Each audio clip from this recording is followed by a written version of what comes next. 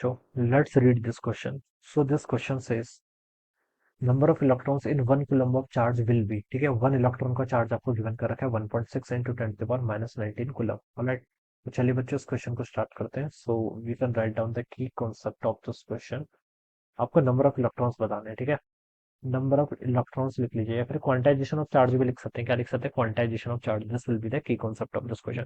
तो जो quantization of charge बताता है कि चार्ज देखिए आपका ई के मल्टीपल में होता है। जो आपका टोटल चार्ज होगा it is integral multiple of e. E का क्या होता है? इंटीग्रल मल्टीपल होता है, ठीक है।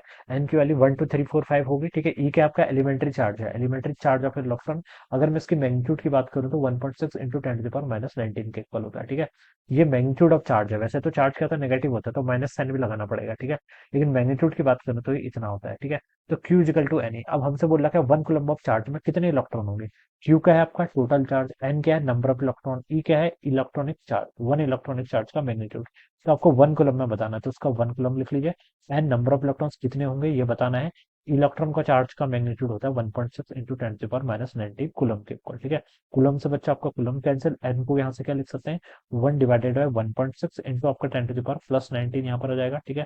1 डिवाइडेड बाय 1.6 करूंगा तो कितना आएगा? 0.625 इंटू 10 कितना हो जाएगा? 19 हो जाएगा, ठीक है। और इसको आप लिख सकते हैं कितना? 6.25 इंटू 10⁻18 के इक्वल।